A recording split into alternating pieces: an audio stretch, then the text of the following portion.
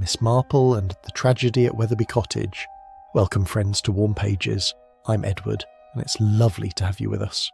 Quick question, do you enjoy crisp winter evenings or sunlit summer afternoons more? Let us know in the comments, and do subscribe for daily stories. Now, on to tonight's tale. Chapter 1. A Visitor in the Snow. The branch line from Much Benham had been quite impassable since Thursday afternoon. Miss Marple, gazing from the window of the second-class carriage as the train crawled its way through the frozen countryside, reflected that she had been rather foolish to attempt the journey at all. But dear Constance Langdon had been so pressing in her invitation, and Miss Marple had always found it difficult to disappoint an old friend, particularly one who wrote with such evident loneliness in every line. The snow lay thick upon the fields, transforming the familiar English landscape into something foreign and dreamlike. Here and there a dark hedge broke through the white expanse, and occasionally a farmhouse chimney sent up a thin column of smoke into the grey December sky. Miss Marple pulled her travelling rug more closely about her knees and returned to her knitting. Though her mind remained alert to the conversation of her fellow passengers, there were only 3 others in the compartment.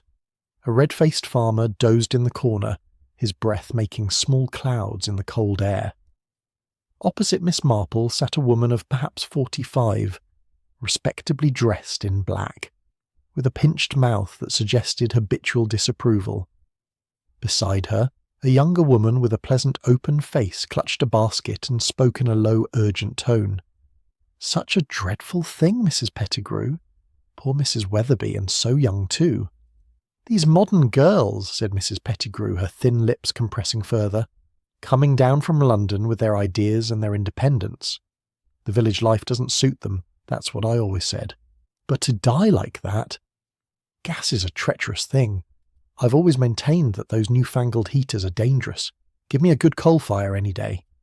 Miss Marple's needles continued their steady clicking, but her faded blue eyes had become very bright indeed. "Poor Mr. Wetherby," the younger woman continued. "They say he went quite to pieces when he found her.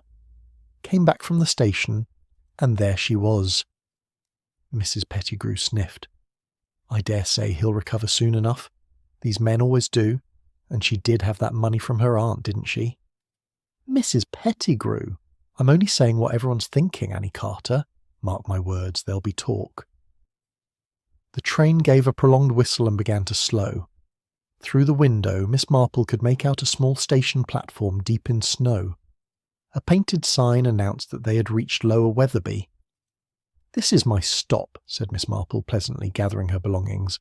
"I wonder if you might be so kind as to help me with my case from the rack." The farmer woke with a start and obligingly hauled down the small trunk. As Miss Marple prepared to alight, she turned with an apologetic smile. "I couldn't help overhearing your conversation. Such a tragedy for your village.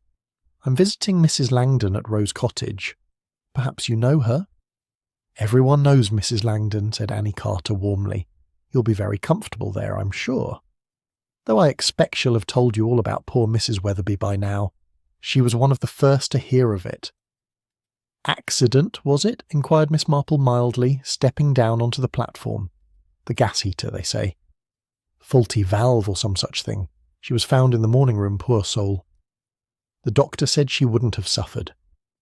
"How very dreadful," murmured Miss Marple. Mrs. Pettigrew leaned forward. "If you're staying with Mrs. Langdon, you'll be just down the lane from Wetherby Cottage. You can practically see it from her parlour window.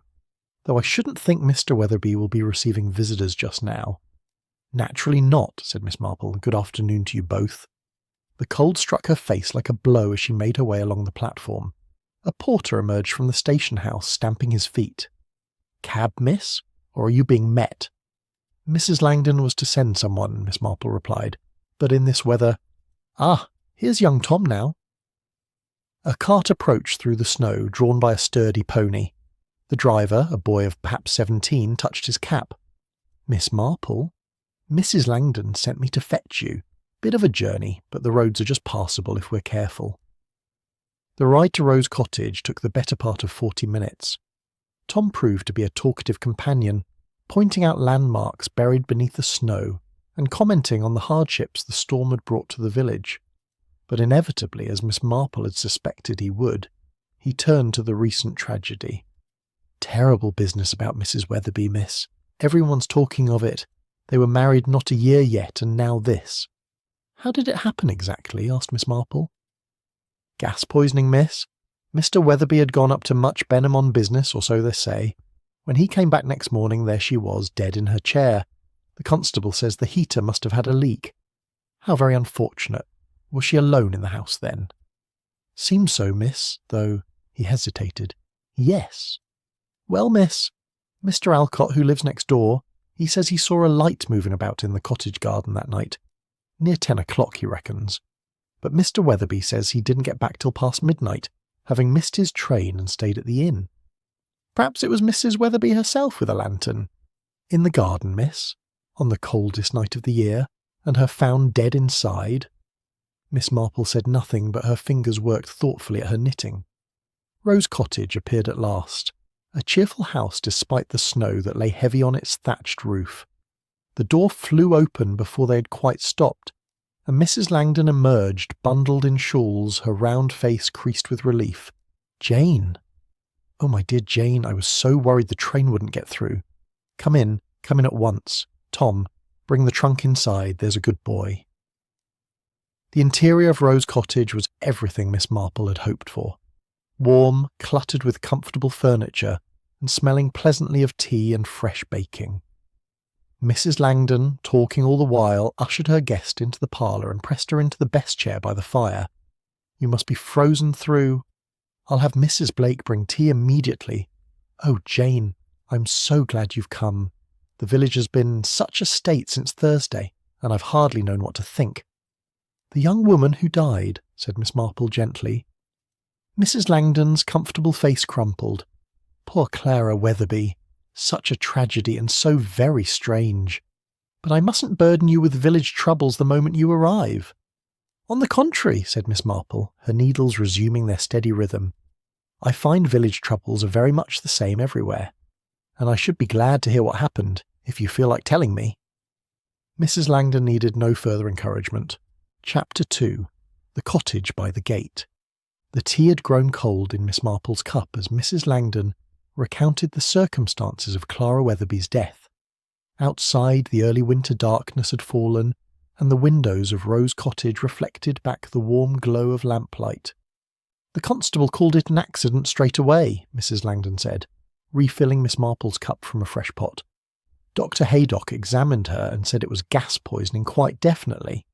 The poor girl must have fallen asleep in her chair, and the heater— well, these things do happen, don't they?" "They do indeed," murmured Miss Marple, "though I understand Mr. Wetherby was away from home at the time." "Yes, he'd gone up to Much Benham on the Wednesday afternoon. Some business matter, I believe." The storm came up suddenly that evening, and by morning the roads were quite impassable. He'd been expected back that same night, but of course he couldn't manage it. Miss Marple's fingers moved methodically through her knitting. How very distressing for him, to return and find such a tragedy. Oh, it was dreadful, Jane. Quite dreadful. He came to the door himself, white as a sheet, and asked Dr. Haydock to come at once. By the time I heard of it, the constable was already there, and Clara had been, well, attended to. Had you known Mrs. Wetherby well? Mrs. Langdon hesitated, her comfortable face troubled. Not as well as I might have wished. She was a London girl, you see, and I think she found Lower Wetherby rather quiet after the city. She was always perfectly civil, but there was a sort of, I don't quite know how to put it, a sort of reserve about her, as though she were keeping something back. This, Miss Marple reflected, was precisely the sort of observation that proved most useful. She encouraged her friend with a gentle murmur. She and Henry had been married in February, Mrs. Langdon continued. A whirlwind courtship, people said. He met her while visiting his cousin in town, and within 3 months they were wed. She inherited some money from an aunt shortly before the wedding. Nothing enormous, but enough to make a difference to a young couple. They took Wetherby Cottage, and at first everything seemed quite satisfactory. But later, well, one heard things. Mrs. Pettigrew, you may have met her on the train, Rather an uncharitable woman, she claimed there were quarrels. About money, she thought, and Clara did seem restless, particularly these last few weeks. She spoke once of going up to London for the Christmas season, but Henry wouldn't hear of it. Miss Marple made a small sound that might have been sympathy or merely acknowledgement. "I shouldn't speak ill of the dead," Mrs. Langdon said quickly. But there was talk that Clara found marriage, well, different from what she'd expected. She'd been quite independent before, with a position in a shop, I believe, or perhaps an office. The village life, the isolation, it may have weighed upon her. And Mr. Wetherby himself? A quiet man, reserved I should say. He works as a clerk at the solicitor's office in Much Benham. Always very correct, very proper, perhaps a bit— she paused, searching for the word— a bit possessive of Clara. Watchful, if you understand me. Miss Marple understood very well indeed. The following morning dawned clear and cold. Miss Marple, rising early as was her habit, found Mrs. Langdon already in the kitchen, consulting with her cook about the day's meals. "I thought I might take some flowers to Mr. Wetherby," Miss Marple suggested. "Just a small gesture of sympathy from a visitor to the village. Would that be appropriate, do you think?" "How very kind of you, Jane. I'm sure he would appreciate it. Though I warn you, the cottage is just down the lane, and you'll see where it happened, if you find it too distressing." "I shall manage," said Miss Marple calmly. The walk to Wetherby Cottage took barely 5 minutes.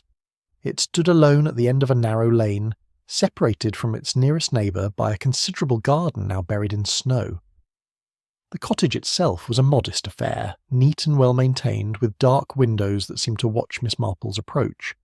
She knocked at the door, a small bunch of chrysanthemums held in her gloved hand.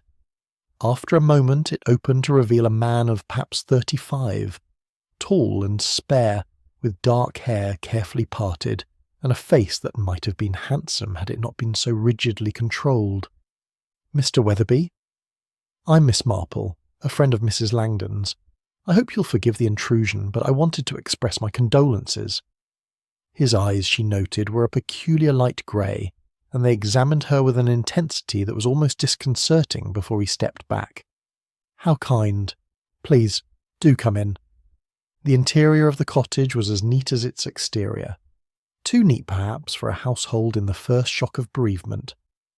The small entrance hall led directly into a sitting room furnished with modest taste.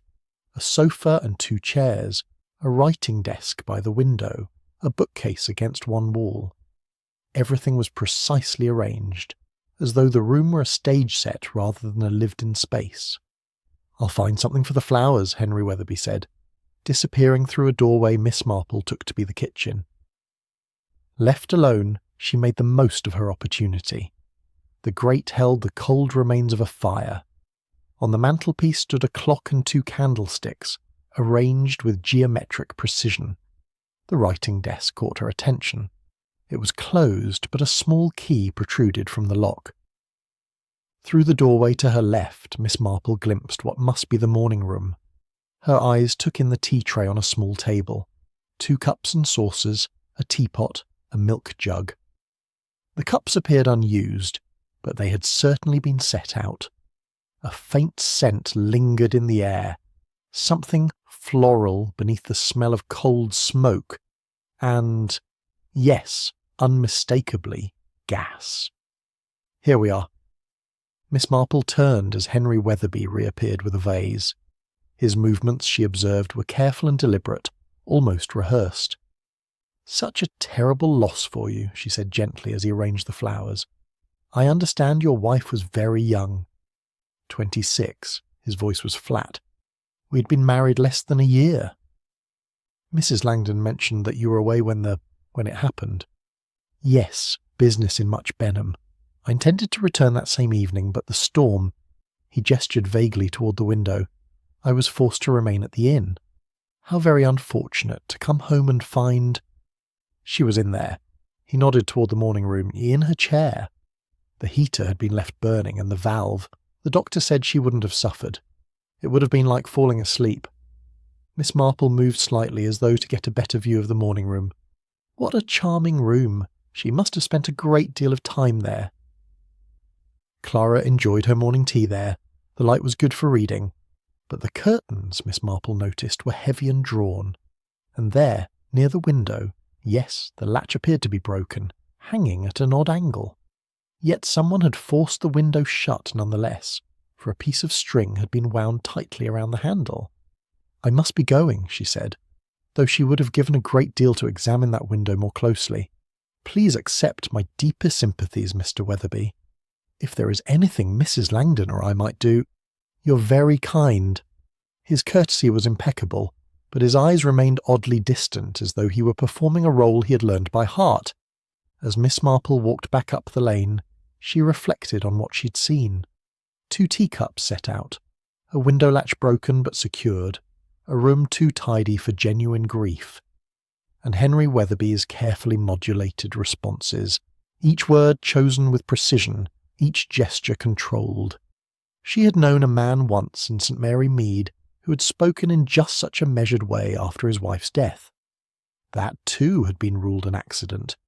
It had not been an accident at all. Chapter 3. A Marriage Too New. Miss Marple returned to Rose Cottage to find Mrs. Langdon entertaining a visitor in the parlour. The woman rose as Miss Marple entered, revealing herself to be the pleasant-faced Annie Carter from the train. "Miss Marple, how lovely! Annie has just brought some eggs from her sister's farm. Do join us for tea." The conversation turned, as Miss Marple had anticipated it would, to the tragedy at Wetherby Cottage. "I've just come from there," Miss Marple said, settling into her chair. "Mr. Wetherby was kind enough to receive me, though I felt quite the intruder." "How did he seem?" Annie Carter asked, leaning forward with the eager curiosity of one who genuinely cares rather than merely gossips. "Composed. Perhaps rather too composed for a man so recently bereaved." Mrs. Langdon poured the tea with a thoughtful expression. Henry was always one to keep his feelings to himself. Even as a boy, his mother used to say, he never cried when he fell or showed temper when crossed. Just that same calm, blank look. "He grew up in the village, then?" "Oh, yes. Born and raised at Elm House, just beyond the church. His parents are both gone now, and the house was sold some years ago. I think that's partly why he took Wetherby Cottage when he married. It's the nearest thing to his childhood home still available to let." Annie Carter set down her cup with a gentle clink. "Mrs. Wetherby, Clara, I mean. She told me once that Henry liked everything just so. The cottage had to be kept in perfect order, she said, and heaven help her if she moved anything from its proper place." "Some men are particular that way," observed Miss Marple mildly. "Oh, but it was more than that, miss. She said he would notice if a book was an inch out of position, or if she'd used a different teacup than usual. It made her nervous, she told me, made her feel watched." Mrs. Langdon shifted uncomfortably. "Annie, I'm not sure we should—" "I'm only repeating what poor Clara said to me herself not 3 weeks ago. She came to my sister's farm to buy eggs, and we got to talking. She seemed, oh, I don't know how to put it, trapped somehow. Said marriage wasn't what she'd expected at all." Miss Marple's needles clicked steadily. "Had she been engaged before, do you know?" "There was talk of someone in London," Mrs. Langdon admitted, "before she met Henry. But I don't know the particulars." "James Rowe, his name was," Annie said. "Clara mentioned him once, then caught herself and wouldn't say more. But I got the impression there'd been an understanding between them before Mr. Wetherby came along." "And the money from her aunt?" Miss Marple inquired. "That came before the marriage," Mrs. Langdon said. "Just before? Yes. About a month before the wedding, I believe." Mrs. Langdon's comfortable face showed distress. "Oh, Jane, you don't think, surely the money had nothing to do with—" "I think nothing at all," said Miss Marple placidly. "I merely find it interesting that a young woman with independent means would choose to marry so quickly, and then find herself unhappy within the year." Annie Carter nodded vigorously. "That's just what puzzled me, miss. Clara had position and prospects. She worked for a publisher in Bloomsbury, did you know? Quite a good situation for a woman, and then she gave it all up for Lower Wetherby and a clerk's cottage." "Love makes us do strange things," murmured Mrs. Langdon, but she sounded doubtful. "Or fear," said Miss Marple quietly. The two women looked at her in surprise. "Fear, Miss Marple? Sometimes we make choices not because we desire something, but because we wish to escape something else. A young woman with money and independence who rushes into marriage. Well, it might be love, certainly, but it might also be something quite different. After Annie Carter had departed, Miss Marple helped Mrs. Langdon clear away the tea things. As they worked, she said casually, "You mentioned quarrels between the Wetherbys." "About money," Mrs. Pettigrew thought. So she claimed, though how she would know I'm sure I can't say. Still, Clara did mention to me once that Henry was very interested in how she invested her inheritance. Wanted her to put it all in his name, she said, for convenience. But she'd kept it in her own account, and I gathered he wasn't pleased. How very imprudent of her. Mrs. Langdon looked startled. Imprudent! To let her husband know she didn't trust him. That sort of thing rankles in a certain type of man. Oh, Jane, surely you don't mean... I mean only that marriage is always a matter of trust, my dear, and when that trust is absent on either side, it creates a most uncomfortable situation. That evening, as Miss Marple sat by the fire with her knitting, Mrs. Langdon returned from a visit to the vicarage with fresh intelligence. The vicar's wife tells me that Clara Wetherby received a visitor last week. A gentleman from London, she said, though she didn't catch his name. He called at the cottage on Tuesday afternoon while Henry was at his office. Miss Marple's needles paused for just a fraction of a moment. Indeed? How interesting. Mrs. Clement, that's the vicar's wife. She happened to be passing and saw him at the door. A well-dressed man, she said, with a London look about him. Clara seemed quite agitated to see him. Agitated in what way? Distressed, perhaps, or excited. Mrs. Clement couldn't quite tell, but she noticed that Clara kept looking up and down the lane, as though afraid of being observed. The gentleman stayed perhaps 20 minutes, and when he left, Clara stood at the door watching him go with the strangest expression on her face. And this was on Tuesday, you say? Yes, Clara died on Wednesday night, or rather Thursday morning, when Henry found her. Miss Marple resumed her knitting, but her mind was far from the pattern she was working. A visitor from London. A woman with money who had kept it in her own name. A husband who liked everything in perfect order and noticed the slightest deviation. A marriage of less than a year that had already turned sour. And most significant of all, 2 teacups set out in that too neat morning room. One for Clara Wetherby, and one for a visitor who had been expected but had never drunk the tea prepared for him. Or had never been intended to drink it at all. Did Mrs. Clement mention, Miss Marple asked, whether Henry Wetherby knew about this visitor? She couldn't say. But Clara did tell her when they met at the post office the next morning that she expected to be going to London soon. She seemed quite definite about it, Mrs. Clement said, though she wouldn't explain further. Going to London, repeated Miss Marple softly. How very significant. Significant? But Jane, the poor girl, never did go to London. She died that very night. Precisely, said Miss Marple, and would say no more on the subject, though Mrs. Langdon pressed her several times before giving up and retiring to bed. But Miss Marple sat by the dying fire for some time after her friend had gone upstairs, her hands still at last, her eyes fixed on the glowing embers. She was thinking of a parlour-maid she had once known in St. Mary Mead, a girl who had planned to leave her situation and marry her sweetheart. That girl, too, had died suddenly and conveniently, just before she could carry out her intention. That death had been called an accident as well, but it had not been an accident, and neither, Miss Marple was increasingly certain, was this. Chapter 4. A Cup Left Untouched. The village constable, a stolid man named Bert Mellors, proved unexpectedly amenable to Miss Marple's gentle request to view Wetherby Cottage once more. "Seeing as you're helping Mrs. Langdon with the relief parcels, miss, and as Mr. Wetherby has gone up to Much Benham to make arrangements with the undertaker, I don't suppose there's any harm in it, though there's nothing much to see, really.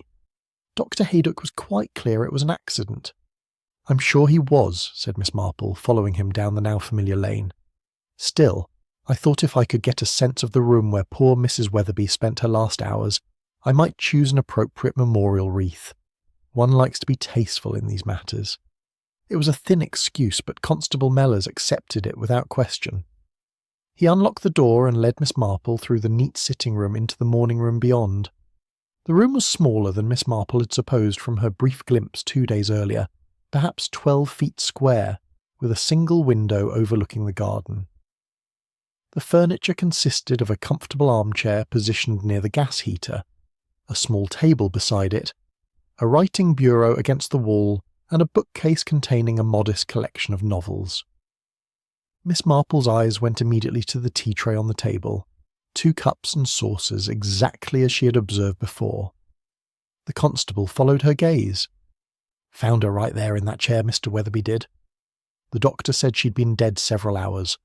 The gas heater was still burning when he arrived. Valve turned low, but enough to fill the room with fumes. She wouldn't have known a thing about it, poor lady." "How merciful," murmured Miss Marple, moving closer to examine the tea tray. The cups were of good quality china, with a delicate pattern of roses. One cup showed the brown stain of tea that had been poured and partially drunk. The other was pristine, though it too had been filled. A ring of dried tea leaves marked the bottom of the cup where the liquid had long since evaporated. But it was the first cup that held Miss Marple's attention. Around the rim, just where the lips would have touched, was a faint white residue, barely visible unless one looked closely. Miss Marple bent forward, peering at it with the innocent curiosity of an elderly woman whose eyesight was not what it had been. "The tea was made that evening, I suppose?" she asked. "Must have been, miss. Mr. Wetherby said his wife often had a cup of tea in the evening, liked to read by the fire before bed. He'd left for Much Benham around 3 o'clock that afternoon, and she was alive and well when he said goodbye." "And yet 2 cups," said Miss Marple thoughtfully. "Do you suppose she was expecting someone?" The constable scratched his head. "Now that's a bit odd, I'll grant you. Mr. Wetherby mentioned it himself when I asked. Said his wife must have thought he'd be back that evening and set out a cup for him, though that don't quite make sense, seeing as he'd told her he might be staying over if the weather turned. Perhaps she was expecting a different visitor altogether. Well, if she was, they never came. Or if they did, they didn't drink their tea. That second cup wasn't touched, as you can see." Miss Marple could indeed see. The untouched cup told its own story, of someone expected, someone for whom tea had been poured in anticipation, but that someone had never drunk it, or had never been given the opportunity to drink it. "A woman seldom makes tea for herself in 2 cups, she said, more to herself than to the constable. "What's that, miss?" "Oh, merely thinking aloud. Tell me, constable, was there anything else unusual about the room when Mr. Wetherby discovered his wife?" Mellors considered. "The window was shut tight, which is as it should be on a cold night. The fire in the grate had burned down to nothing. The heater was on, as I said, and there was a letter on the bureau, half written by the look of it." "A letter? How interesting. Was it addressed to anyone?" "Now that I couldn't tell you, miss. Mr. Wetherby took it up before I could have a proper look. Said it was private, and I suppose he had the right of it, being her husband and all." Miss Marple moved to the bureau, a small piece of furniture with a slanted writing surface and several small drawers. The surface was empty now, but she could see a faint indentation in the leather top where a sheet of paper had rested. The inkwell was nearly full, and a pen lay beside it, the nib still slightly damp as though it had been used recently. "The letter was here when you arrived. Right there on the top, miss. Just lying there open, as though she'd been interrupted in the middle of writing it." "I see. And the envelope?" "There wasn't one that I noticed. Just the letter itself." Miss Marple's fingers traced the edge of the bureau thoughtfully. No envelope suggested the letter had not been completed, or perhaps had not been intended for posting at all. A letter interrupted, or a letter deliberately left unfinished. She turned her attention to the window. The broken latch she had observed before hung uselessly, but someone had indeed secured the window with string, winding it tightly around both the handle on the inside and what must be a nail or hook on the outside frame. It was an improvised solution, but an effective one. "This window latch has been broken for some time, I imagine." "Couldn't say for certain, miss, but it looks like an old break to me. The string's been there a while, judging by the dust on it." But Miss Marple's experienced eye noted something the constable had missed. While the string itself was dusty, the knot was fresh, tied recently, with none of the grime that should have accumulated had it been in place for any length of time. Someone had retied that string quite recently indeed. She peered through the glass at the garden beyond. Snow still lay thick upon the ground, though it had begun to melt in patches where the weak winter sun had found it. The garden was small and enclosed by a hedge on 3 sides, with a gate leading to the lane on the 4th. Were there any footprints in the snow, Constable? When Mr. Wetherby discovered his wife, I mean? Ah, now that's an interesting question, miss. There were indeed footprints, Mr. Wetherby's own, coming from the gate to the front door. But there was another set too, fainter-like, leading from the back door through the garden to the hedge. I followed them myself, I did. They went straight through the hedge. There's a gap there, see, and out into the field beyond. And you think those prints were Mr. Wetherby's as well? The constable looked uncomfortable. Well, miss, that's what he said. Said he'd gone round the back to check the coal shed when he first arrived, being as the front of the house was dark and he wondered if his wife might be sleeping. But the prints didn't match his boots, not exactly. Smaller they were, and lighter in the snow, as though made by someone not so heavy. How very curious, said Miss Marple. Did you mention this discrepancy to Mr. Wetherby? I did, miss, and he explained it away easy enough. Said he must have gone out the back way earlier in the week before the snow fell so deep. Said I was confusing old prints with new ones. And were you? Constable Mellors met her mild gaze with a troubled expression.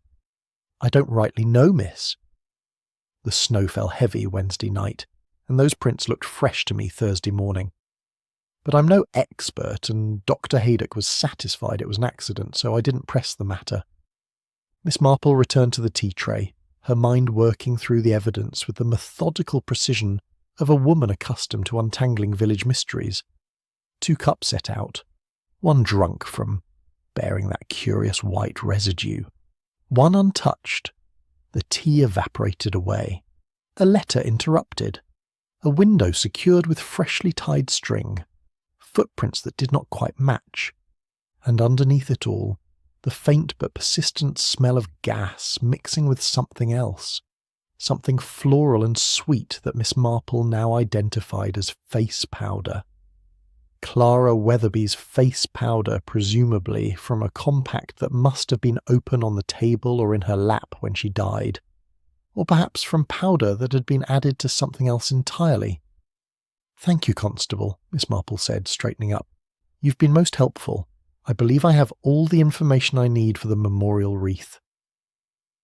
As they left the cottage, Miss Marple paused at the front gate and looked back at the house. It sat quietly in its coating of snow, innocent and tranquil, giving no sign of the questions that troubled her.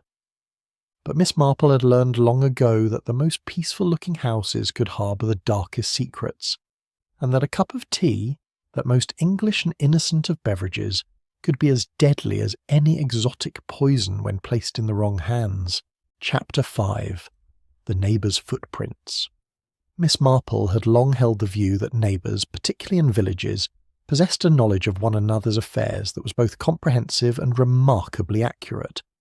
It was with this principle in mind that she suggested to Mrs. Langdon a visit to Mr. Alcott, whose cottage stood nearest to the Wetherbys. He's a retired schoolmaster, Mrs. Langdon explained as they made their way along the lane that afternoon. Came here 5 years ago from Sussex. A quiet man, rather solitary, but always perfectly civil. He keeps bees, I believe, and has quite a fine garden in summer. Mr. Alcott's cottage was larger than Wetherby's, a substantial building of grey stone with a well-maintained appearance. The gentleman himself answered their knock, revealing a tall, spare figure of perhaps 60, with keen grey eyes behind gold-rimmed spectacles. Mrs. Langdon, good afternoon, and this must be your visitor from St. Mary Mead. Miss Marple, who had made no mention of her home village, smiled pleasantly. You're very well informed, Mr. Alcott. One hears things, he said with a slight smile. In a village the size of a lower Wetherby, news travels rather efficiently. Do come in. His sitting room was lined with books and smelled faintly of tobacco and leather. A fire burned cheerfully in the grate, and by the window stood a writing desk covered with papers and what appeared to be botanical drawings. "We've come to ask a favour," said Mrs. Langdon when they were settled. "Miss Marple is organising a memorial collection for poor Mrs. Wetherby, and we thought you might contribute, being their nearest neighbour." It was a fiction they had agreed upon, and Mr. Alcott accepted it with a courteous nod. But his eyes, Miss Marple noticed, held a shrewd understanding that suggested he knew perfectly well they had come for information rather than donations. "A terrible tragedy," he said. "I still can hardly credit it. To think of that young woman dying alone, just yards away from where I sat that evening, and I knew nothing of it until morning." "You were at home that night then?" Miss Marple asked. "Indeed I was." "The storm had made going out quite impossible. I spent the evening reading by the fire and retired early around 10:30. The constable mentioned that you saw a light in the Wetherby garden that evening." Mr. Alcott looked at her sharply, and Miss Marple returned his gaze with the innocent expression of one merely making conversation. "I did," he said slowly. "Around 10 o'clock, as near as I can judge.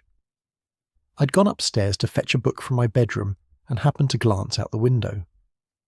The Wetherby cottage was dark, or seemed to be from the front, but I distinctly saw a lantern moving in the garden behind the house." "A lantern?" said Mrs. Langdon. "But surely Mrs. Wetherby wouldn't have been out in such weather." "That's precisely what struck me as odd at the time." It was bitter cold, and the snow was still falling heavily. I watched for several minutes, trying to make out what was happening. The light moved from the back door toward the hedge, then disappeared. I assumed someone had gone through the gap in the hedge into the field beyond. "Someone?" Miss Marple's tone was mild. "Not Mr. Wetherby, then?" I couldn't say with certainty. The figure was bundled in coat and scarf, and the snow made visibility poor. But my impression was of someone smaller than Henry Wetherby, slighter in build. "You know Mr. Wetherby well as one knows any neighbour. We've exchanged greetings, discussed the weather, that sort of thing. He's not a man who encourages intimacy. His wife was more forthcoming when one encountered her." Miss Marple detected a note of sympathy in his voice. "You spoke with Mrs. Wetherby often?" "Not often, but occasionally. She would sometimes walk this way in the afternoons, and we'd chat across the hedge. She was interested in the bees, I recall, asked quite intelligent questions about their habits." He paused, then added quietly, "She seemed lonely, I thought." As though village life didn't quite suit her. "Did she ever mention wanting to leave?" Mr. Alcott considered the question carefully. "Not in so many words, but about a week before she died, I encountered her at the post office. She was sending a telegram and seemed quite agitated. When I asked if anything was wrong, she said only that she might be going to London soon and that Henry didn't know yet. Then she caught herself, as though she'd said too much, and hurried away." Mrs. Langdon shifted uncomfortably in her chair, but Miss Marple leaned forward with interest. "A telegram, you say? Do you happen to know to whom it was addressed?" "I couldn't see the form clearly, but I did notice it was to a London address. Bloomsbury, I believe." "How very observant of you." "The hazard of teaching for 40 years, Mr. Alcott said dryly. "One develops a habit of noticing details." "And the night she died, did you hear anything unusual? Voices, perhaps, or movement in the cottage?" "Nothing. The walls are thick, and the storm was loud enough to cover most sounds. That's what troubles me, Miss Marple. If I had heard something, raised an alarm—" He broke off, his scholarly face drawn with genuine distress. "You mustn't blame yourself," said Mrs. Langdon gently. "No one could have known." "Perhaps. But there's something else that has troubled me since that night. When I saw the lantern in the garden, I watched to see if it would return to the house. It did not. It disappeared through the hedge, and I saw no further light. Yet when Henry Wetherby arrived the next morning, the back door was locked from the inside. I heard him tell the constable so." Miss Marple's needles, which had been moving steadily throughout the conversation, paused for the briefest moment. "Locked from the inside, you're certain?" "That's what he said. He had to go round to the front to let himself in with his key." "How very interesting," murmured Miss Marple. After they had left Mr. Alcott's cottage, Mrs. Langdon burst out, "Jane, what does it mean? If someone left through the garden with a lantern and the door was locked from inside, it means, my dear Constance, that either Mr. Alcott was mistaken about what he saw, or someone is not telling the truth, and I'm inclined to believe that Mr. Alcott, with his scholarly habits of observation, was not mistaken at all. They walked in silence for a moment before Miss Marple added, almost to herself, "The snow that night preserved everything you see. Every footprint, every movement. It's rather like a photograph, if one knows how to read it properly. And what it tells me is that someone left Wetherby Cottage through the garden on Wednesday night, after the snow had fallen, and did not return by the same route. But who? And why?" "Ah," said Miss Marple, "those are precisely the questions we must answer. And I suspect that when we do, we shall find that poor Clara Wetherby's death was not the simple accident everyone believes it to be." Chapter 6. A Story That Doesn't Match. Sunday morning brought clear skies and the tolling of church bells across Lower Wetherby. Miss Marple, walking to morning service with Mrs. Langdon, observed that the village had turned out in force, no doubt drawn as much by curiosity as by devotion. Henry Wetherby sat alone in the third pew on the left, his dark suit impeccable, his face composed in an expression of dignified grief. Miss Marple, from her position several rows behind, watched him throughout the service. He never once turned his head, never fidgeted or shifted in his seat. Even during the vicar's pointed sermon on the brevity of his earthly life, he remained perfectly still, his hands folded in his lap with geometric precision.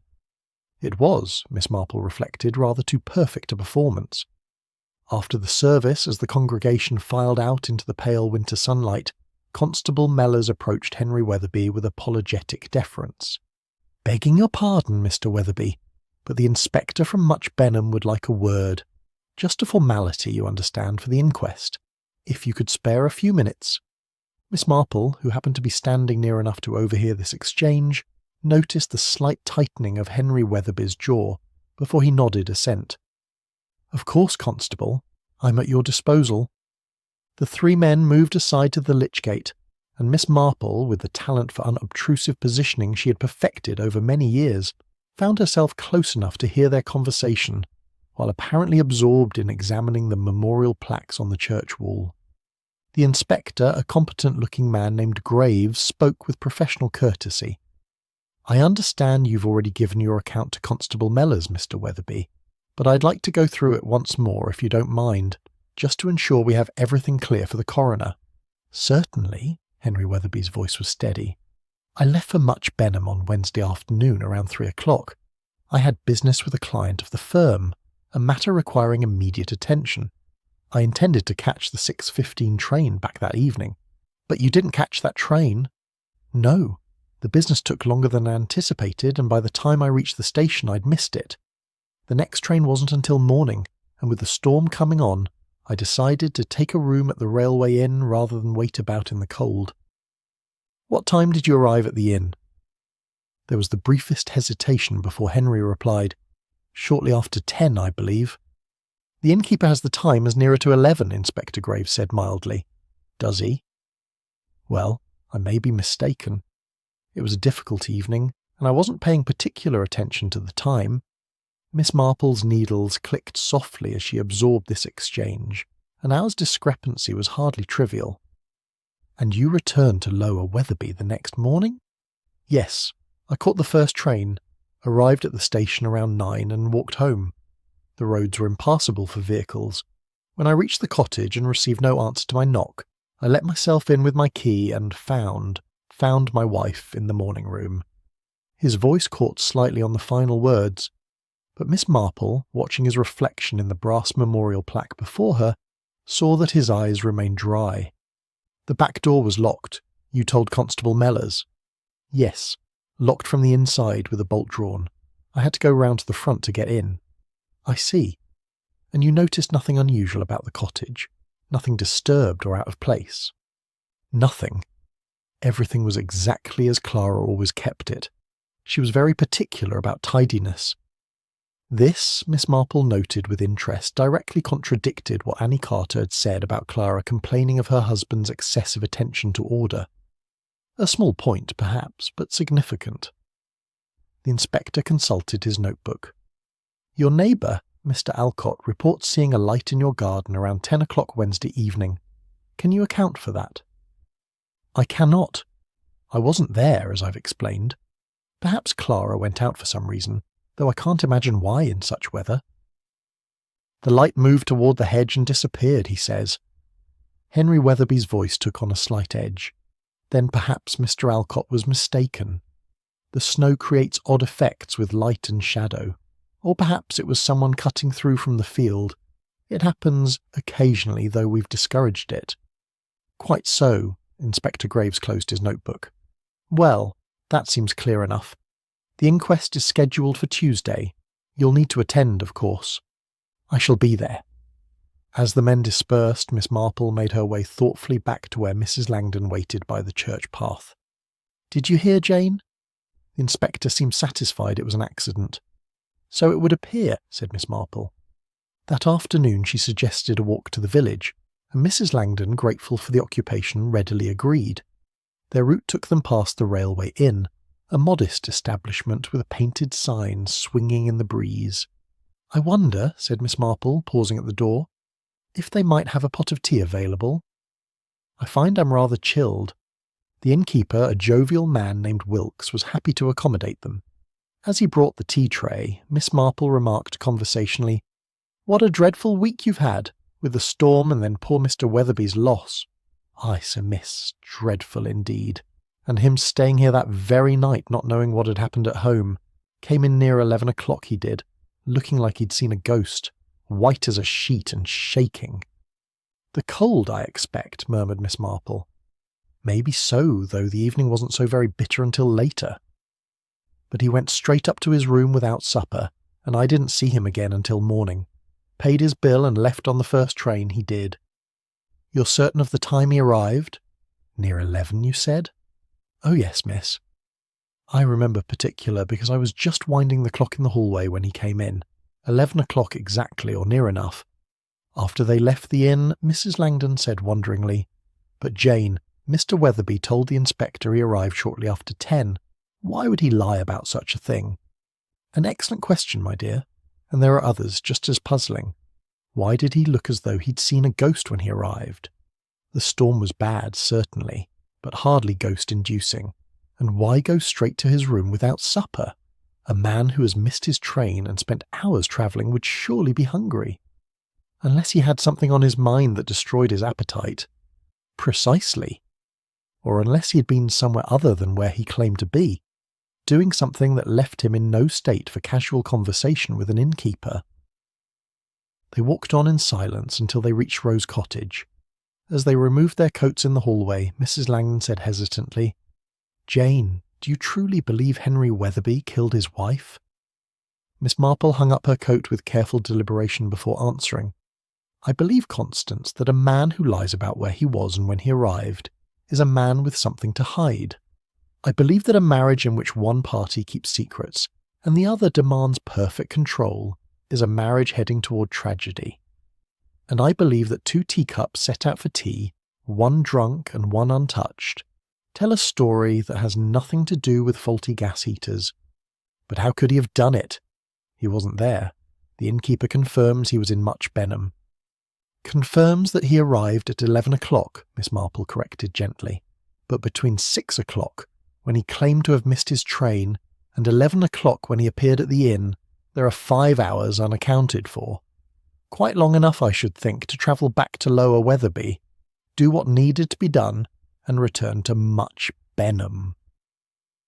Mrs. Langdon sank into a chair, her comfortable face distressed. "Oh, Jane, it's too horrible to contemplate." "Murder usually is," said Miss Marple quietly, "but contemplating it is the only way to ensure that justice is done, and that poor Clara Wetherby's death is not dismissed as a mere unfortunate accident." Chapter 7. The Letter from London. Monday morning found Miss Marple making her way to the post office, a small establishment tucked between the greengrocer's and the baker's shop. The postmistress, Mrs. Dawes, was a woman of indeterminate age with sharp eyes and an air of knowing rather more than she ought about everyone's business. "Good morning," said Miss Marple pleasantly. "I wonder if you might help me." "I'm expecting a parcel from my nephew, but it seems to have gone astray. I thought perhaps it might have been delivered here by mistake. This fiction served its purpose admirably. Mrs. Dawes became immediately helpful, checking through her records and expressing sympathy for the vagaries of the postal service. As she did so, Miss Marple remarked casually, "What a responsibility you have ensuring all the village correspondence is properly handled. I expect you knew poor Mrs. Wetherby." "Oh, yes, miss. She came in regular for stamps and such.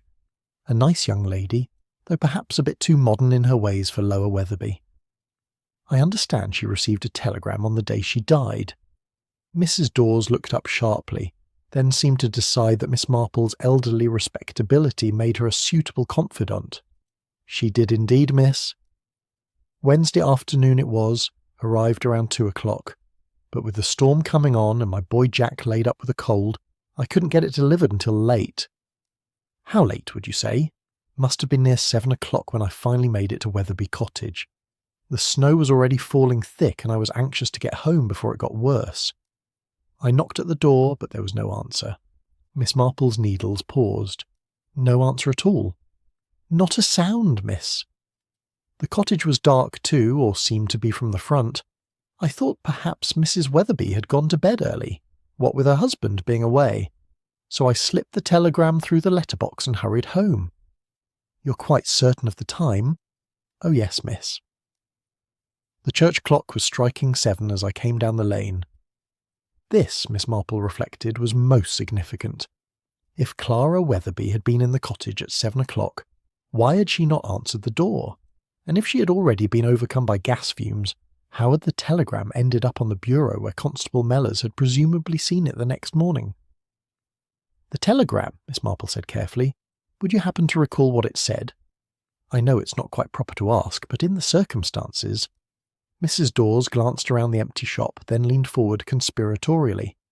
"Well, miss, seeing as the poor lady is dead and it can't hurt her now, I don't suppose there's any harm in telling you. It said, 'We'll call again Thursday. Urgent. J.R. sent from London it was, from a post office in Bloomsbury.'" "J.R.," repeated Miss Marple softly. "How interesting. And Mrs. Wetherby never received it, you think?" "I couldn't say for certain, miss. I pushed it through the letterbox, as I told you. Whether she found it before what happened, well, that I don't know." Miss Marple thanked Mrs. Dawes and made her way back to Rose Cottage, her mind turning over this new information. A telegram from London, sent by someone with the initials J.R.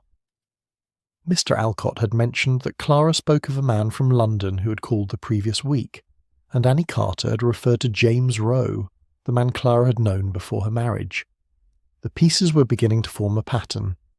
That afternoon, Miss Marple suggested to Mrs. Langdon that they might call on the vicar's wife, whose knowledge of parish affairs was, she had learned, both extensive and reliable.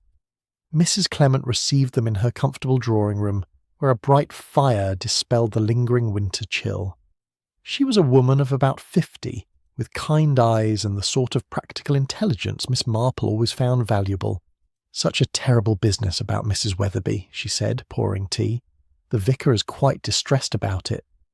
He feels he should have done more, though what more he could have done I'm sure I don't know." "You were acquainted with her, I believe?" Miss Marple inquired. "Slightly. She came to church occasionally, though not as regularly as her husband.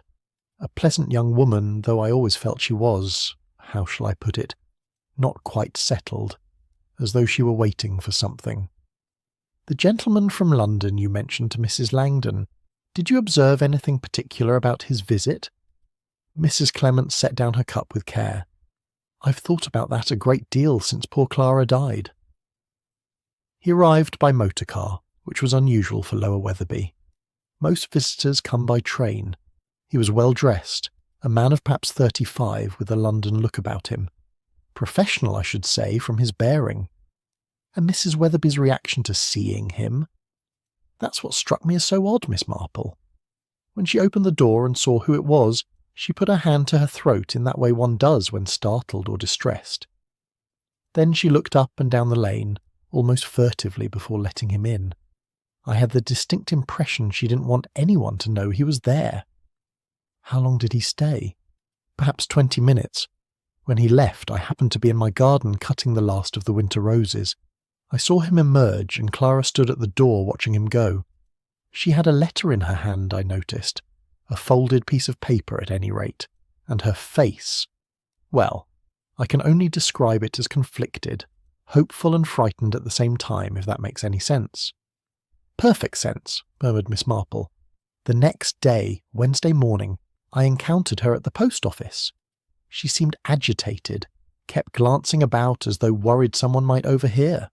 She told me she expected to be going to London soon and that everything would be different. Those were her exact words.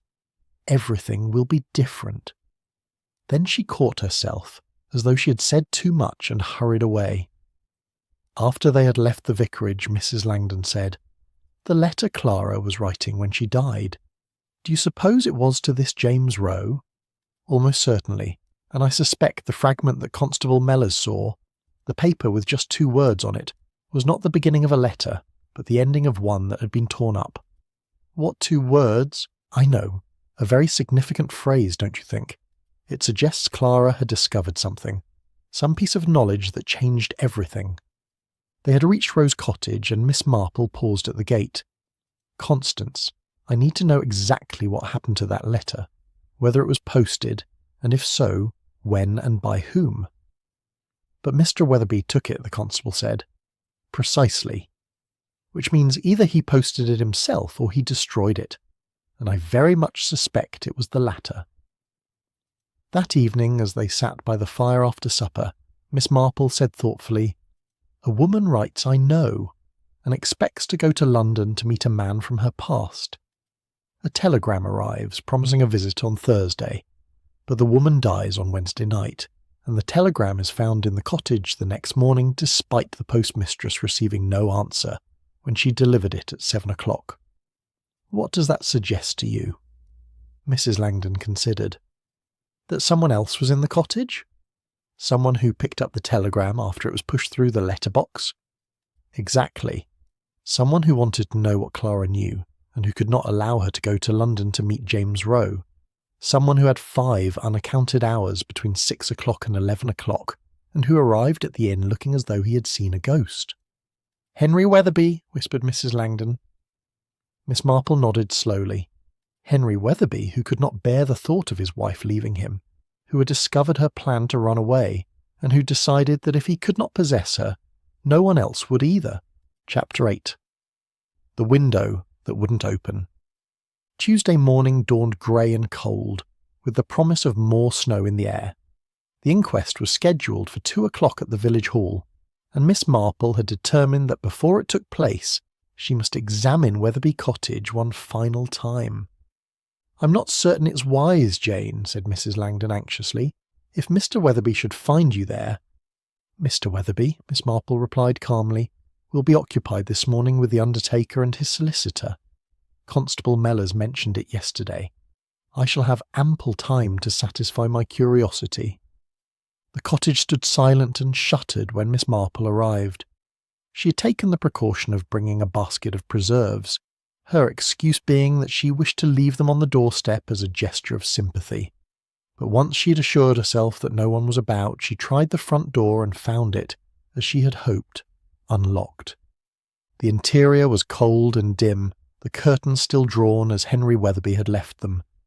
Miss Marple made her way directly to the morning room, her eyes adjusting to the gloom. The tea tray had been removed, she noted, and the room had been tidied, but the essential elements remained unchanged. The chair where Clara had died, the gas heater against the wall, the bureau by the window, and the window itself with its broken latch. Miss Marple examined the heater first. It was a modern apparatus with a valve for controlling the flow of gas and a pilot light that could be adjusted. She studied it carefully, noting the position of the valve and the accumulation of soot around the burner. The pattern was curious, heavier on one side than the other, suggesting the flame had been burning unevenly. She knelt down, her old knees protesting slightly, and peered more closely at the valve. There, barely visible on the brass knob, were faint smudges of ash. Not the sort of ash that would accumulate naturally from the burning gas, but darker, grittier, the ash from a coal or wood fire. Standing with some effort, Miss Marple moved to the window. The broken latch hung uselessly, just as she had observed before, but it was the string securing the window that held her attention now. She examined it closely, noting how it had been wound around the inside handle, and then threaded through a small gap in the window frame to reach what must be a hook or nail on the outside. With careful fingers, she unwound the string from the inside handle and let it hang loose. Then she opened the window. It moved smoothly despite the broken latch, and leaned out to examine the exterior frame. Yes, there it was. A small hook screwed into the wood, positioned so that string could be looped around it from inside the room. And if one were clever, one could close the window, secure the string to the inside handle, and then, she worked it through in her mind. Yes, one could pull the string tight from outside, creating tension that would hold the window closed. Then, by threading the loose end back through the gap and tying it off on the outside hook, one could leave the room, close the window behind oneself, and leave it apparently secured from within. It would take practice and precision, but it could be done. And Henry Wetherby, she reflected, was a man who paid meticulous attention to such details, but there was more. Once outside, with the window closed and secured by the string, one could simply cut the string on the outside, pull it free, and tie it again from the exterior, leaving no evidence of having escaped through the window at all. The broken latch would prevent anyone from opening the window to discover the deception, and the string would appear to be merely a makeshift repair for a faulty lock. Miss Marple closed the window and carefully rewound the string as she had found it. She was not quite finished with the room. The bureau yielded little. Its drawers were empty, save for some writing paper and envelopes. But on the leather writing surface, she could still see the faint indentation where Clara's final letter had rested. Miss Marple ran her fingers lightly over the marks, trying to make out the words. The pressure of the pen had been hard enough to leave impressions in the leather. She could make out fragments. Must tell you. And lower down, he suspects. And finally, most clearly, those two words the constable had mentioned. I know. So Clara had indeed been writing to James Rowe, telling him something urgent, something Henry could not allow to be communicated. And Henry, returning to the cottage under cover of darkness and storm, had found the letter and destroyed it. All but that one damning fragment. Miss Marple turned her attention to the chair where Clara had died. It was positioned near the heater, close enough to have received the full effect of the gas fumes. The cushion still bore the faint impression of a woman's form, and on the arm of the chair Miss Marple noticed something she had not seen before, a light dusting of white powder, the same powder that had left its residue on the rim of Clara's teacup. She moistened her finger and touched it to the powder, then brought it cautiously to her nose. Face powder certainly, but something else as well. A faint chemical smell that was not perfume. Miss Marple had known a case once in St. Mary Mead, where a young woman had been poisoned with a sleeping draught mixed into her evening cocoa. The powder had left just such a residue on the cup. She straightened up, her mind assembling the sequence of events with increasing certainty. Clara, alone in the cottage, had made tea for herself and for the visitor she expected, perhaps James Rowe, whose telegram had promised to call again on Thursday, or perhaps Henry himself, whom she thought safely away in Much Benham. The powder in one cup suggested that cup had been prepared specially, designed to make the drinker drowsy and unable to resist what came next. But which cup had contained the powder?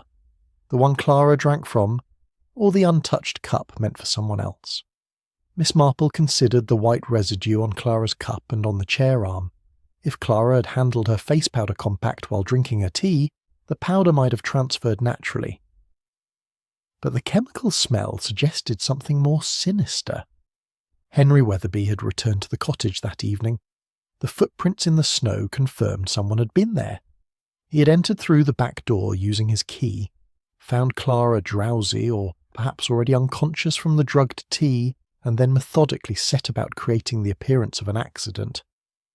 The gas heater valve adjusted to release fumes slowly. The window secured by the clever string arrangement. The back door locked from inside before he escaped through the window, and finally the string arrangement completed from outside, the evidence of his exit erased. A sound from outside startled Miss Marple from her thoughts. Voices approaching down the lane. She moved quickly to the front door and let herself out, pulling it closed behind her just as Henry Wetherby came into view, accompanied by a man in a dark suit whom she took to be the solicitor. "Miss Marple," Henry said, his voice carefully neutral. "I wasn't aware you were calling." "I've just left some preserves on your step," Miss Marple replied with perfect composure. "A small token from Mrs. Langdon and myself. I do hope I haven't intruded." "Not at all. How kind." But his pale eyes, Miss Marple noticed, had gone to the door and then to the window of the morning room, as though checking that everything remained as he had left it. As she walked back to Rose Cottage, Miss Marple knew with absolute certainty that Henry Wetherby had murdered his wife. The method was clear, the motive established, the opportunity proven. All that remained was to ensure that the truth came to light before the inquest concluded with a verdict of accidental death. Chapter 9. The Fire That Shouldn't Be Burning. The inquest had concluded at 4:30 with a verdict of accidental death. Miss Marple, sitting quietly at the back of the village hall, had watched Henry Wetherby give his testimony with that same careful precision she had observed in everything he did. The coroner had expressed sympathy, Dr. Haydock had confirmed his findings, and the matter had been declared closed, but Miss Marple knew it was far from closed. That evening, as darkness fell early over Lower Wetherby, she announced to Mrs. Langdon her intention to call upon Henry Wetherby. "Jane, surely not. The man has just endured an inquest, which is precisely why I must speak with him now," Miss Marple said firmly. "Before he has time to feel secure in his deception." Mrs. Langdon wrung her hands. "But what will you say to him?" "You can't simply accuse him of murder." "I shall say very little," Miss Marple replied, pulling on her gloves. "Sometimes, my dear Constance, the best way to make a guilty person reveal himself is simply to let him know that someone has seen through his lies. The weight of that knowledge often becomes unbearable." The walk to Wetherby Cottage seemed longer in the darkness. A light snow had begun to fall, soft flakes that caught in Miss Marple's hair and melted on her cheeks. When she reached the cottage, she could see a warm glow through the sitting-room window. For a moment she hesitated, then knocked firmly at the door. Henry Wetherby answered after a brief delay. He had removed his coat and tie and looked almost human in his shirt-sleeves and waistcoat. Almost, but not quite. His eyes held that same watchful wariness she had noted before. "Miss Marple, this is unexpected. I hope you'll forgive the intrusion, Mr. Wetherby. I felt I should return your call, as it were. You were so courteous in receiving me the other day." He could hardly refuse her entry. With visible reluctance, he stepped back and ushered her into the sitting-room. A fire burned brightly in the grate, and the room was warm, almost too warm. Miss Marple accepted the chair he offered, and observed that he had been reading. A book lay face down on the table beside his own chair, a glass of whisky beside it. "I shan't keep you long," Miss Marple said, removing her gloves. "I merely wish to express my condolences once more now that the inquest is concluded. It must have been a great ordeal for you." "It was necessary," he said, resuming his seat. "These formalities must be observed." "Indeed. Though I confess I found some aspects of the proceedings rather puzzling." His hand, reaching for the poker to adjust the fire, paused for the merest fraction of a second. "Puzzling, Miss Marple? Perhaps puzzling is too strong a word. Curious might be better. Small inconsistencies that probably mean nothing at all." He lifted the poker and stirred the fire, sending up a shower of sparks. Miss Marple watched the movement carefully, noting the tool he used, a brass poker with an ornate handle, the sort that would leave distinctive marks if used to adjust other things besides coal. "What sort of inconsistencies?" His tone was casual, but his shoulders had tightened perceptibly. "Oh, matters of timing, primarily. You said you arrived at the railway inn shortly after 10 o'clock, but the innkeeper recalls it as 11, and the postmistress delivered a telegram at 7 that evening, yet no one answered the door, though your wife must have been in the cottage. Small things, as I say." Henry Wetherby replaced the poker in its stand with careful precision. "I may have been mistaken about the time I arrived at the inn." As for the telegram, my wife might have been in the bath, or perhaps in the back of the house where she wouldn't have heard the knock. Of course. And then there's the matter of the footprints in the snow, the ones that didn't quite match your boots. But snow can be deceptive, can't it? Especially in a storm. Extremely deceptive. His voice had gone very flat. Miss Marple continued in her mild conversational tone. The room where your wife died interested me particularly. That clever arrangement of string on the window, quite ingenious really, as a way to secure a broken latch. I imagine it took some thought to work out. His face had gone pale, but he said nothing. And the gas heater, Miss Marple went on, her eyes fixed on the poker he had just used. I noticed ash marks on the valve, the sort that might be left by someone adjusting it with a tool rather than bare hands. A poker, perhaps, or some similar implement. The same sort of ash, I should think, that one gets from stirring a coal fire.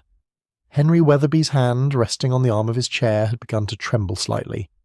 What are you suggesting, Miss Marple? I'm suggesting nothing, Mr. Wetherby.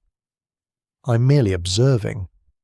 Observing, for instance, that the telegram your wife received, the one from J.R., promising to call again on Thursday, must have caused you considerable alarm when you found it. I don't know what you mean. I think you do. James Rowe. That was his name, wasn't it? The man your wife knew before she married you. The man she was planning to run away with, taking her inheritance with her. The man she wrote to on the evening she died, telling him, I know, though what she knew I cannot say for certain. Perhaps she had discovered something about you, some reason you had been so eager to marry a woman with money. Or perhaps she had simply realized that her marriage was a prison and that you would never let her go. This is outrageous, but his voice lacked conviction. Is it? Then perhaps you can explain how you came to be at Wetherby Cottage on Wednesday evening, when you claimed to be in Much Benham, how you let yourself in with your key, found your wife drowsy from the sleeping draught you had somehow persuaded her to take, in her tea, I suspect, and then arranged the scene so carefully to look like an accident. Henry Wetherby had risen from his chair, his face now deathly white. You're mad. I was in Much Benham. The innkeeper confirmed it. The innkeeper confirmed you arrived at 11 o'clock. That gave you 5 hours, Mr. Wetherby. 5 hours to travel back to Lower Wetherby in a hired motor car, do what you had planned, and return to establish your alibi. The storm was perfect for your purposes, the roads nearly impassable, but not quite. And everyone would assume you had been delayed by the weather, not suspect that you had made the journey twice.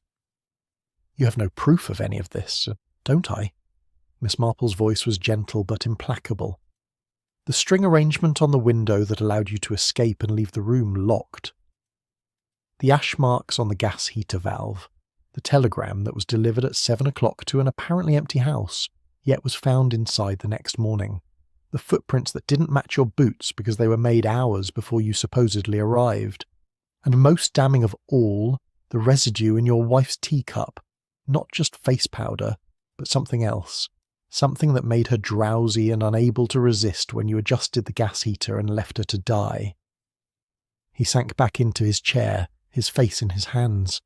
For a long moment there was silence except for the crackling of the fire. When he finally spoke, his voice was barely audible. She was going to leave me. Take everything and go back to him. After all I had done, all I had sacrificed. You had sacrificed nothing, Miss Marple said quietly. You had married for money and convenience, and when your wife wished to reclaim her own life, you decided that if you could not possess her, no one else would. I loved her, he said, but the word sounded hollow even to him. Love? Miss Marple's tone held a note of infinite sadness. No, Mr. Wetherby. Love releases. What you felt was possession, and possession turned to rage when you realized she was slipping from your grasp. Chapter 10. Truth at Wetherby Cottage. Inspector Graves arrived at Wetherby Cottage within the hour, summoned by a message Miss Marple had arranged to have delivered the moment Henry Wetherby's composure had begun to crack. The inspector brought Constable Mellors with him, and together they listened as Henry Wetherby, his careful facade finally shattered, made his confession. Miss Marple remained in her chair by the fire, a silent witness to the unravelling of a murder that had nearly been perfect. "I knew she was planning to leave," Henry began, his voice mechanical, as though reciting a lesson learned by rote. "I'd suspected for weeks. She was secretive, always checking the post before I could see it, hiding letters. Then I found one, from him, from James Rowe. It was in her desk drawer underneath some household accounts. He wanted her back, said he'd made a mistake letting her go, that he'd loved her all along." Inspector Graves made notes in his book, his face impassive. "When did you discover this letter?" "A fortnight ago. I confronted her about it, but she denied everything. Said Rowe was just an old friend, nothing more. But I could see she was lying. I knew that look, the same look she'd had when we were courting, when she'd told me she loved me." His voice turned bitter. "She'd never loved me. She'd married me because Rowe had disappointed her somehow, and I was convenient. The money from her aunt made her independent, made her think she could just walk away." "So you decided to kill her," said Inspector Graves quietly. Henry's hands clenched on the arms of his chair. "I decided she wouldn't leave me. Not for him, not for anyone." "Tell us how you did it," the inspector prompted. The confession came slowly, painfully, but it came. Henry described how he had obtained a sleeping draught from a chemist in Much Benham, claiming he needed it for insomnia. How he had ground the tablets into powder and hidden them in his desk drawer. How he had planned everything meticulously, waiting for the right opportunity.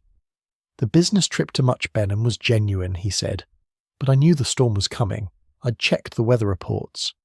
I knew the roads would be nearly impassable, and that would give me my excuse. I left on Wednesday afternoon as planned, but I'd already arranged with a man I knew to hire his motor car. I paid him well to ask no questions. "What time did you return to Lower Wetherby?" Inspector Graves asked. 6:30, perhaps a bit later. I parked the motor car in the lane behind the church where no one would see it. Then I walked through the fields to the cottage. The snow was just beginning to fall. "And your wife was alive when you arrived?" "Yes. She was surprised to see me, startled even. I told her I'd missed the train and decided to come home rather than stay at the inn. She accepted that, though I could see she wasn't pleased. She'd been writing a letter, and she tried to hide it when I came in." Miss Marple spoke for the first time. "The letter to James Rowe, telling him you suspected her plans." Henry nodded slowly. "I saw enough of it to know. She'd written, 'I know he suspects,' meaning me. I couldn't let that letter be posted. I couldn't let her tell him." "So you drugged her tea," said Inspector Graves. "I suggested we have tea together to warm ourselves." "She made it in the morning room where she always took her evening tea. While she was in the kitchen fetching milk, I added the powder to her cup. She never noticed. We sat and talked, or rather, I talked, meaningless chatter about my day, while I watched her grow drowsy. The powder worked quickly." His voice had become almost clinical, as though he were describing something that had happened to someone else.